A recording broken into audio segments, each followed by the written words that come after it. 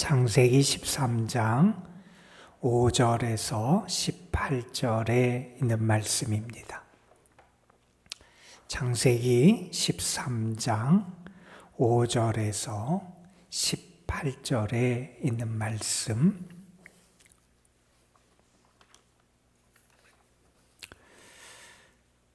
오늘 우리에게 주시는 하나님의 말씀, 우리 함께 한 목소리로 받들어 있습니다. 아브라함의 일행 롯도 양과 소와 장막이 있으므로 그 땅이 그들이 동거하기에 넉넉하지 못하였으니 이는 그들의 소유가 많아서 동거할 수 없었음이니라. 그러므로 아브라함의 가축의 목자와 롯의 가축의 목자가 서로 다투고 또 가나안 사람과 브리스 사람도 그 땅에 거주하였는지라. 아브라함이 롯에게 이르되 우리는 한 친족이라. 나나 너나 내 목자나 내 목자나 서로 다투게 하지 말자. 내 앞에 온 땅에 있지 아니하냐. 나를 떠나가라. 내가 좌하면 나는 우하고 내가 우하면 나는 좌하리라. 이에 롯이 눈을 들어 요단 지역을 바라본즉 소할까지 온 땅에 물이 넉넉하니 여호와께서 소돔과 고모라를 멸하시기 전이었으므로 여호와의 동산 같고 애굽 땅과 같았더라. 그러므로 롯이 요단 온 지역을 택하고 동으로 옮기니 그들이 서로 떠난지라.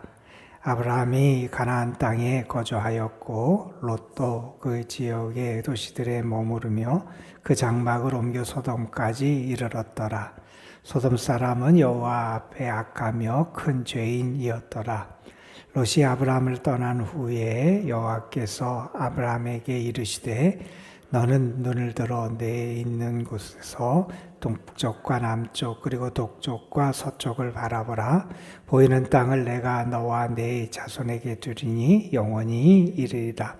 내가 네 자손이 땅의 티끌 같게 하리니 사람이 땅의 티끌을 등이 셀 수 있을진데 네 자손도 세리라. 너는 일어나 그 땅을 종과 흉으로 두루 다녀보라. 내가 그것을 네게 주리라. 이에 아브라함이 장막을 옮겨 헤브론에 있는 마므레 상수리 숲에 이르러 거주하며 거기서 여호와를 위하여 제단을 쌓았더라. 아멘.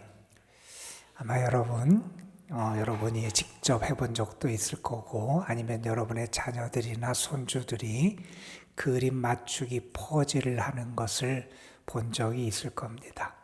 그것이 짧게는 50조각, 100조각 이런 것도 있지만 어떤 것은 500조각, 또 1000조각, 1500조각 이렇게 많은 조각으로 나누어진 퍼즐을 맞추는, 그래서 그림 맞추기를 하는 것을 본 경험이 있을 겁니다.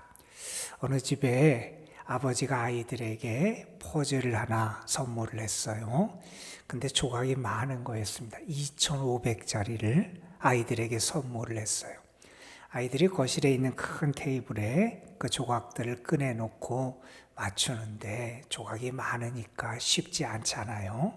그래서 어느 정도 하다가 아이들이 지치게 됩니다. 그래서 그림이 다 맞춰지지 않고 산과 호수의 일부분이 이렇게 맞춰지고 나무와 구름 같은 게 조금만, 그림의 전체의 일부분만 아직 맞춰지지 않은 상태에 머물러 있었어요. 그런데 다음 날 그 집에 이웃집에 사는 5살짜리 꼬마 아이가 놀러 왔다는 거예요. 아이가 와서 보니까 퍼즐이 있어요. 자기 나름대로 그 조각을 가지고 그 그림을 맞추는데 잘 맞아지지가 않는 거예요. 그래서 그림이 이상한 그림이 되고 맙니다. 나무 아래에 구름이 이렇게 있기도 하고요. 저 하늘 중간에 꽃이 이렇게 있기도 하고 그림이 이상하게 맞춰진 거라는 겁니다. 그 집 엄마가 그 아이에 의해서 이상하게 맞춰진 그 그림을 보고 퍼즐을 보면서 그런 생각을 했다 그래요. 우리의 인생이 이 그림 맞추기 퍼즐 같은 게 아닌가 하는 생각을 해보게 됐다는 거예요. 우리가 어디에 어떤 것이 들어가야 될지 잘 분별하고 택하여 끼워야 그림이 완성이 되잖아요. 그런데 우리는 거기에 무엇이 들어가야 될지 신중하게 생각하지도 않고 그냥 5살짜리 아이처럼 아무거나 거기에 갖다 맞춰 끼우면서 그림이 아름다워질 것처럼 그렇게 착각하며 살아가는 경우가 많이 있지 않냐 하는 겁니다. 있어야 될 조각이 있어야 될 곳에 있을 때 아름다운 모습과 그림이 완성되어 가는 거지요. 여러분, 우리가 이래서 우리의 삶을 살아갈 때도 하나님의 뜻을 따라서 하나님의 기대하심에 맞는 선택을 하며 살아가는 거 정말 중요합니다. 그렇게 살아가지 못할 때 우리의 인생은 우리 나름대로 내 계산과 내 생각과 내 눈에 보이는 대로 판단해서 맞춰가지만 그것이 온전하지 못하고 어그러지고 엉켜버리는 그러한 삶의 모습을 나타낼 수가 있다는 겁니다. 여러분, 우리가 삶을 살아가면서 선택의 순간이 참 많이 있어요. 어떤 선택은 그다지 어떤 것을 선택해도 큰 문제가 되지 않을 때가 있어요. 오늘도 여러분 교회 나오시면서 어떤 옷을 입고 올까, 어떤 게 하고 올까, 우리가 옷을 선택하기도 했을 겁니다.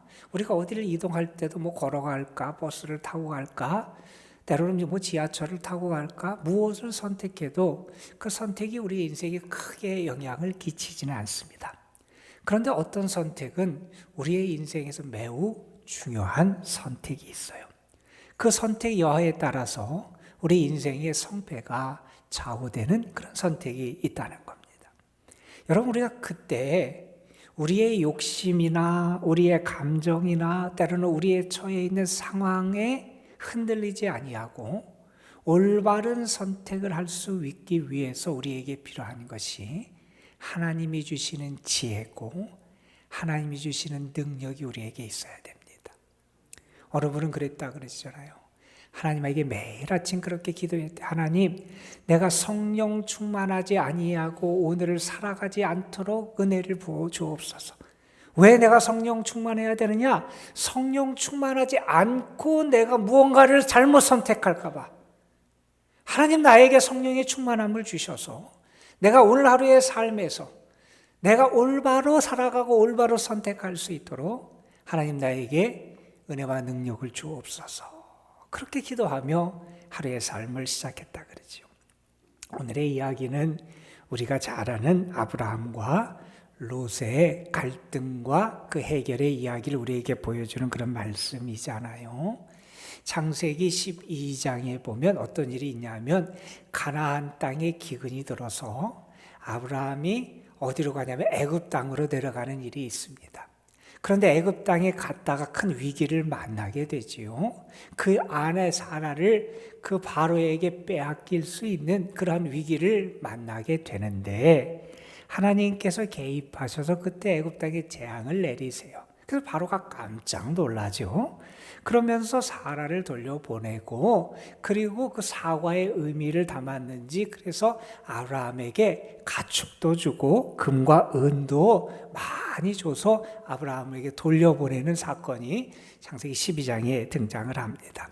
사실 아브라함이 그다지 잘한 것도 없었는데 물론 그에게도 기본적으로 어떤 보물도 있었을 것이고 가축도 있었지만 그 애굽의 그 바로를 통해서 더 많은 가축과 금은을 얻게 되는 일이 벌어지게 됩니다.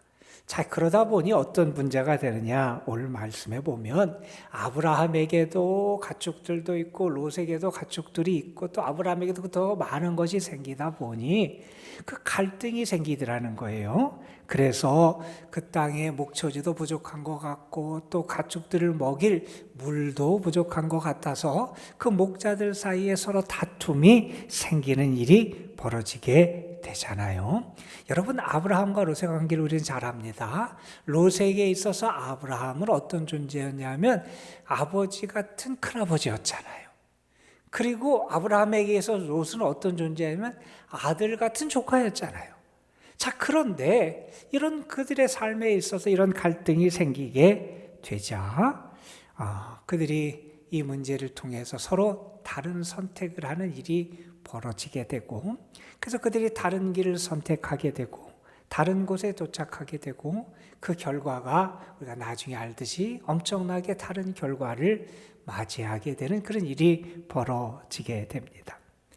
여러분, 우리의 인생에서 그런 것 같아요. 겉으로 볼 때 평소에는 신앙생활을 잘하는 것 같아요. 다른 사람과 별로 다른 것 같지가 않아요. 그 사람이 그 사람인 것처럼 보이기도 해요. 예배도 드리는 것 같고, 기도도 하는 것 같고, 무언가 봉사도 하는 것 같고, 그냥 볼 때는 다 그냥 괜찮은 것 같고, 그만한 것 같고, 큰 차이가 없는 것처럼 보일 때가 있어요.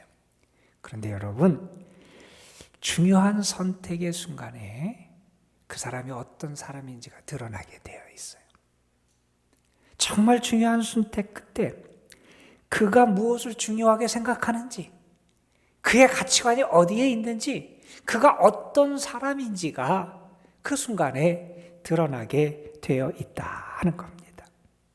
여러분, 오늘 이런 사건이 벌어지자 오늘 말씀 8절에 보면 아브라함이 롯에게 이렇게 말하지요. 우리는 한 친족인데, 한 친족이고 한 핏줄인데 우리가 이렇게 다퉈서 해야 되겠느냐? 우리 서로 다투게 하지 말자. 우리 서로 다투지 말자. 이렇게 하면서 9절에서 이렇게 제안을 합니다. 롯에게 우리 서로 이제 결정을 해서 헤어지자. 그러면서 내가 좌하면 나는 우하고 내가 우하면 나는 좌하겠다. 이렇게 제안하는 일이 벌어지게 됩니다. 자, 그 다음에 롯의 반응을 여러분 한번 보시죠. 10절에 보면 이렇게 말씀하지요. 롯이 눈을 들읍니다. 그 눈을 들어서 요단 지역을 바라봅니다. 그리고 보니까 소알까지 온 땅에 물이 넉넉합니다. 하나님께서 소돔과 고모라를 멸망하기 이전이어서 그 땅이 어떻느냐? 여호와의 동산, 에덴 동산 같았다는 거예요. 애굽 땅, 그 물이 풍족하고 그 비옥한 땅, 나일강변의 그러한 땅같이 그렇게 아주 좋은 땅처럼 여겨졌다는 거예요. 자, 그래서 롯이 그 땅을 선택하게 됩니다. 그러면 여기서 롯의 선택을 한번 잘 보십시오. 그는 어떻게 선택합니까? 눈을 들어서 눈에 들어온 대로 선택합니다. 그의 눈에 무엇이 들어오냐? 물이 넉넉한 게 들어옵니다. 그의 선택의 기준은 물이 넉넉한 땅이었어요. 다시 말해서 자기에게 얼마나 더 큰 이익이 되고 얼마나 큰 유익이 될 것이냐? 그게 그의 선택의 기준이었습니다. 아니, 우리가 보면 이 롯은 경제적인 관념과 안목이 있는 사람이잖아요. 합리적인 사람이잖아요. 무엇이 더 이득이 되는지, 무엇이 더 좋은지 그것을 보고 그것을 선택할 줄 아는 경제적인 측면에서 참 지혜로운 사람이라고 말할지 모르겠습니다. 여러분, 그런데 이 선택의 과정을 한번 보세요. 지금까지 아브라함과 롯의 일정을 한번 보십시오. 그들이 아브라함이 하나님의 부름을 받고 그의 고향 친척 아비집을 떠날 때부터 롯이 동행했던 사람이잖아요. 아브라함과 함께 했던 사람이에요. 아브라함에게도 하나님에 대한 신앙이 있었을 거예요. 이 롯에게도 하나님에 대한 신앙이 있었을 거예요. 그와 함께, 아브라함과 함께 이렇게 하나님의 말씀을 쫓아 지금까지 움직였던 사람인데, 이 선택의 과정에서 롯이 하는 모습을 한번 보십시오. 롯은 하나님께 묻지를 않습니다. 그의 선택권이 그에게 주어지자마자 그는 어떻게 하느냐? 그의 눈을 들어서 그 땅을 바라봅니다. 그리고 자기 눈에 들어온 대로 좋은 것을 택합니다. 그리고 행하는 모습을 보여주고 있더라 하는 겁니다. 여러분, 우리가 어떤 중요한 순간에 하나님께 하나님의 뜻을 묻는다라고 하는 게 중요하다 그러잖아요. 우리가 하나님의 뜻을 묻는다라고 하는 것은 어떤 의미가 있냐면 단지 하나님의 의견을 듣겠다는 의미가 있는 게 아닙니다. 내가 하나님께 하나님의 뜻을 구하고 하나님의 뜻을 묻는 것은 그 하나님의 뜻에 순종하겠다고 하는 믿음이 담긴 겁니다. 여러분, 하나님의 뜻을 구하고 하나님에게 묻고 하나님의 뜻에 순종해야 되는 그러한 게 우리 신앙인의 모습이잖아요. 그런데 그런 모습이 이 롯에게는 나타나지 않고 있다는 거예요. 더군다나 이 롯의 모습을 보면서 우리가 또 하나 생각할 수 있는 것은 그의 선택의 기준이 세상 사람과 다르지 않더라는 거예요. 눈에 보이고 눈에 들어오는 좋은 대로 선택을 하더라는 거예요. 이게 세상 사람과 뭐가 다르냐는 거예요. 여러분, 우리가 중요한 문제를 선택하게 될 때 우리가 잘 생각해 봐야 됩니다. 내가 정말 하나님의 뜻, 하나님의 길을 찾고 그것을 따라 선택하고 있는지, 아니면 세상 사람과 동일하게 내 눈에 보이게 좋고 내 눈에 보이게 이득이 되고 내 눈에 보이게 나에게 더 덕이 될 것 같은 것, 그것을 따라서 그것을 취하는 선택을 하고 있는지 우리가 우리의 모습을 돌아볼 수 있어야 된다는 겁니다. 먼저 주님을 떠오를 수 있어야 되고요. 그리고 하나님의 뜻을 물을 수 있는 지혜가 우리에게 있어야 한다는 사실도 우리가 기억할 필요가 있습니다. 자, 그런데 여러분, 그 다음에 아브라함이 선택하는 그런 모습을 우리가 보게 됩니다. 아브라함은 우리가 아는 것처럼 롯에게 선택의 기회를 양보하지요. 그는 자기 눈에 들어온 대로 정하지 않습니다. 자기가 주도권을 내려놓습니다. 자기의 권리를 포기합니다. 여러분, 그런데 이렇게 자기의 권리를 포기하고 자기 것을 내려놓은 그에게 하나님이 나타났어요. 여러분, 나의 주도권을 내려놨는데 그때 하나님이 주도적으로 나타나셔서 주도적으로 역사하기 시작하시더라는 거예요. 여러분 보십시오. 주도권을 넘긴 아브라함에게 하나님이 주도적으로 일하기 시작하십니다. 그에게 나타나서 14절에서 뭐라고 말씀하시는지 보십시오. 아브라함에게 하나님 말씀하십니다. 너는 눈을 들어 너 있는 곳에서 북쪽과 남쪽 그리고 동쪽과 서쪽을 바라봐라. 아브라함에게 이렇게 말씀하세요. 자, 눈에 보아라. 네 눈에 보이는 땅을 내가 다 주겠다. 이렇게 말씀하세요. 여러분, 그리고 17절에 보면 하나님께서는 그에게 더 넓은 땅을 차지할 수 있는 그러한 방법도 가르쳐 주십니다. 어떻게 하느냐? 너는 일어나서 그 땅을 종과 횡으로 두루 다녀보라. 내가 그것을 내게 줄 것이다. 내가 일어나서 그 땅을 다 다녀봐라. 그러면 내가 다니는 그 땅을 내가 다 너에게 주겠다. 만약에 하나님이 여러분에게 앞에 큰 땅을 보여주고 네가 여기를 다 다녀보면 그 땅을 내가 너에게 다 주겠다, 이렇게 말씀하면 우리는 어떻게 할까? 우리는 가장 빠른 이동수단이 뭔지 고민할 거예요. 그걸 택해서 그 수단을 이용해서 사방으로 어떻게 빠르게 더 넓은 땅을 돌아다닐까 고민하면서 그렇게 돌아다닐 겁니다. 그런데 여러분, 이 하나님의 말씀을 받은 다음에 아브라함의 모습이 오늘 말씀 18절에 기록되어 있습니다. 아브라함이 그의 장막을 이제 헤브론으로 옮기게 됩니다. 그리고 그곳에서 여호와를 위해서 제단을 쌓게 됩니다. 아브라함은 우리처럼 반응하지 않습니다. 우리가 생각한 대로 반응하지 않습니다. 더 넓은 땅을 차지하려고 그 땅을 뛰어다니질 않습니다. 여러분, 헤브론이라고 하는 땅은 해발 900m가 넘는 높은 곳에 있는 그런 지역이에요. 그래서 농사 짓기도 어렵고 목축하기도 쉽지 않은 땅이에요. 그런데 아브라함이 그곳에서 나중에 보면 20년 이상 거주하게 됩니다. 그런데 그가 그 땅에 가서 한 일이 뭔지를 대표적으로 우리에게 보여주는 말씀이 오늘 말씀 마지막 절에 나옵니다. 그가 거기서 여호와를 위하여 제단을 쌓았더라. 그가 거기서 여호와를 위하여 제단을 쌓았더라. 아브라함은 더 좋은 땅, 더 넓은 땅을 차지할 수 있었습니다. 그러나 양보합니다. 그리고 그는 하늘과 가장 가까운 것, 하나님을 만나 친교할 수 있는 것, 그곳을 택해서 그곳에서 하나님께 제단을 쌓습니다. 여러분, 아브라함에게 있어서 선택의 기준은 물도 아니었고 땅도 아니었습니다. 그의 선택의 기준은 하나님이었고 하나님과의 친밀함이었습니다. 여러분은 어떻게 살아가십니까? 여러분은 무엇을 보고 살아가십니까?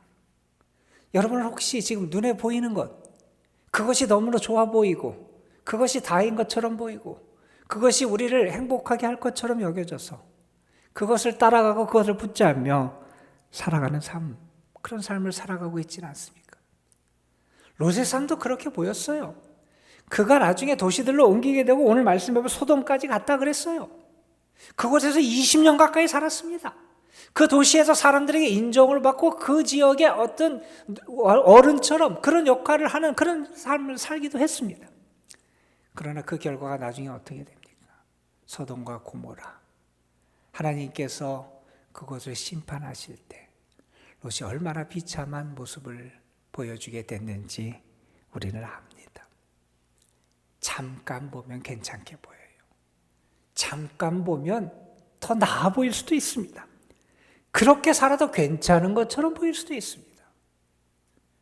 그러나 그 결과는 너무 다르게 나타나게 된다는 겁니다.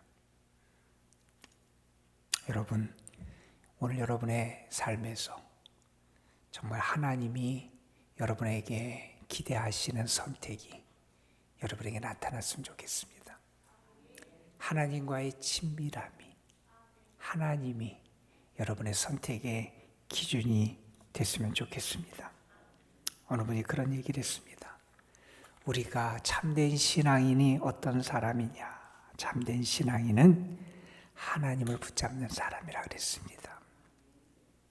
저는 여러분이 오늘 하나님을 붙잡는 신앙인이 됐으면 좋겠고 여러분의 삶이 하나님 안에서 흔들리지 않고 세상의 눈에 보이는 것 때문에 흔들리지 않고 여러분의 마음의 감정 때문에 흔들리지 않고 주어지는 여러분의 상황 때문에 흔들리지 않고 하나님이 보이고 하나님의 뜻이 보이고 그래서 하나님 편에 설 수 있는 지혜로운 신앙인들이 되시기를 주님의 이름으로 축원합니다. 기도하겠습니다. 감사헌금 김옥인 권사, 무명으로 문화전 권사, 김영진 성도, 김아래 권사, 이무영 성도, 최정태 장로, 연미동 권사 가정, 11정금 김아래 권사 하나님 앞에 드렸습니다. 아버지 하나님, 오늘도 우리를 불러주셔서 하나님 앞에 나와 우리가 주의 능력으로 강건한 사람, 주께서 주시는 지혜와 능력으로 살아가는 강건한 신앙인이 되기를 소망하며 주님 앞에 기도할 수 있도록 은혜를 베풀어 주심에 감사를 드립니다. 아버지 하나님, 우리가 우리의 삶에서 바른 선택을 해야 되는데 지혜로운 선택을 해야 되는데 자꾸 눈에 보이는 것 때문에 흔들리고 세상의 욕심에 흔들리고 우리의 마음의 감정에 흔들리고 우리의 주어진 상황과 여건과 조건 때문에 흔들리며 살아갈 때가 많이 있습니다. 믿음을 선택해야 되고 하나님의 뜻을 선택해야 되고 하나님과의 교제, 하나님과의 만남, 하나님과의 친밀함을 선택해야 되는데 자꾸 어리석은 선택을 하는 모습을 보일 때가 많이 있습니다. 아버지 하나님, 오늘도 성령께서 우리와 함께하여 주시고 우리를 만져주시고 우리 속에 역사하여 주시고 우리에게 능력을 주시고 믿음의 권능을 허락하여 주셔서 하나님 편에 서게 하시고 지혜로운 선택, 믿음의 선택을 하며 주님의 뜻을 이루며 살아갈 수 있는 저희들이 되게 하여 주옵소서. 아버지 하나님, 오늘도 우리에게 믿음 주시기를 원합니다. 하나님을 향한 신실함이 우리에게 살아나게 되시기를 원합니다. 그래서 정말 하나님을 바라보게 하시고 하나님을 온전히 믿고 의지하게 하시고 주의 뜻을 따르며 살아갈 수 있는 저희들이 되게 하여 주옵소서. 주님 앞에 드리는 감사와 11조 예물이 있습니다. 주님 받으시고 저 예물에 드려진 기도의 제목들에 응답하여 주옵시며 주의 선하심과 자비하심과 은혜의 손길을 더 풍성하게 베풀어 주옵소서. 오늘도 시험을 앞둔 사랑하는 주의 자녀들을 주님 앞에 올려드립니다. 김서율, 문준혁, 박하민, 이정준, 표준이, 형유린, 황민준, 황승현, 하나님 사랑하는 아들, 딸들에게 오늘도 지혜 주시고 저들의 인생이 하나님이 열어주시는 은혜와 믿음의 눈이 열려지게 하여 주옵시며 뿐만 아니라 저들의 삶에 은혜와 축복의 길이 열려지는 귀한 복을 더하여 주옵소서. 이 시간 주님 앞에 믿음으로 기도합니다. 우리가 가지고 있는 간절한 소망, 우리의 아픔, 상처 하나님 앞에 모두 다 맡기며 하나님이 우리에게 감동 주시고 하나님께서 우리에게 지혜를 주시고 하나님이 우리에게 더 영적인 빛을 비춰주셔서 우리가 믿음으로 바로 살아가고 하나님의 은혜 가운데 살아가고 승리하는 삶을 살기를 소망하며 주님의 은혜를 구하는 이들을 하나님 긍휼히 여겨주시고 저들의 간구에 응답하여 주옵소서. 우리 구주 예수 그리스도의 이름으로 기도드리옵나이다. 아멘.